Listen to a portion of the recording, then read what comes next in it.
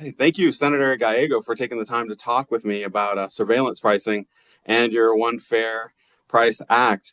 What is your personal motivation for pushing through this legislation? Well, look, personal motivation is, growing up working class and poor at sometimes, you want to make sure that you always get the most affordable price and the fairest price.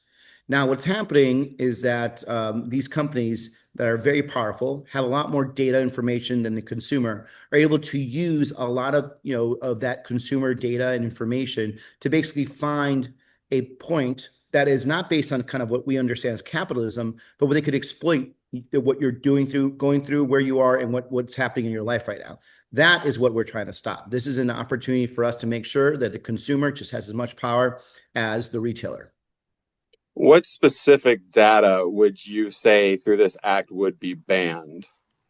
Well, for example, what we're seeing, and we're seeing some examples are generally information that is being gathered that is going to give the specific circumstance, time, description, emotional state, location. Sometimes that would determine that these companies could essentially exploit the price point of someone who's doing. Like we've heard companies say, we're trying to find the pain point for somebody. Like how much are they willing, what pain, how much threshold of pain they're willing to go to actually buy something.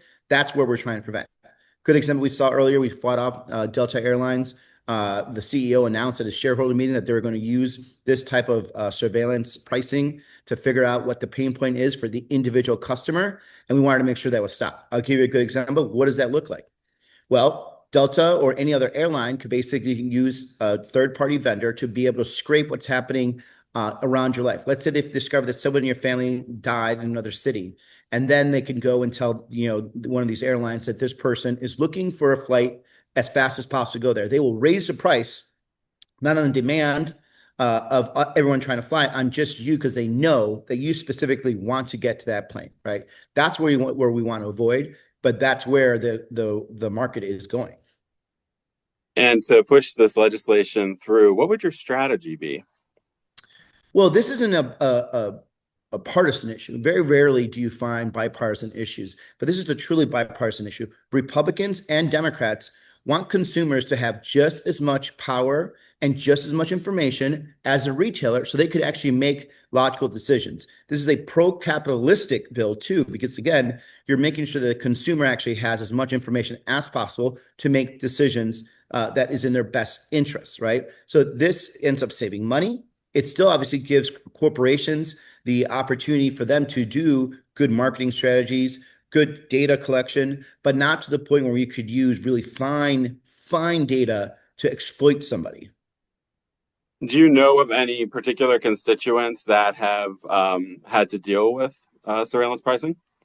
So not specific, but it is amazing how often someone will tell me, as I'm kind of going around that they've noticed something interesting here and there. Now, sometimes that could just be them collecting just general information.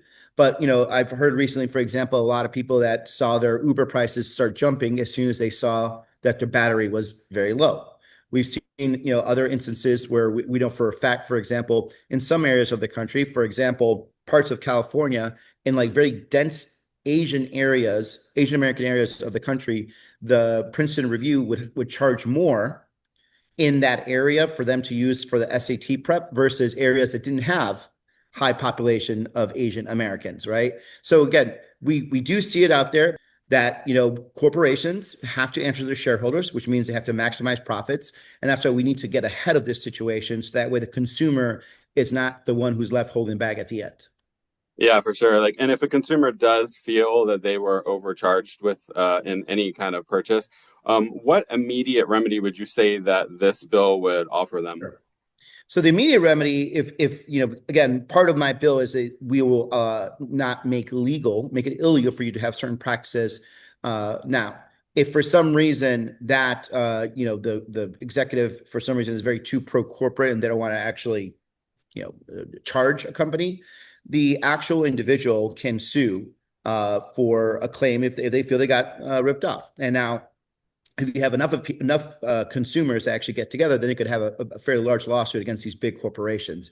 And that we hope will be the other kind of remedy that will help these companies internalize good practices and not exploiting the individual consumer. Okay, gotcha. So then that just leaves us with what are the next steps to make all this happen? Pass the bill. No, but no, really, first of all, having real conversations out there for our constituents to understand that this is happening. There's a lot of people that don't know that this is starting to occur. A lot of people, will just go and buy whatever they can, not understanding that maybe they are being gouged. And so we want to have good consumer understanding of this. We want to make sure we get the message out for them. And that also builds popular support so that we could get support from Democrats and Republicans to support this.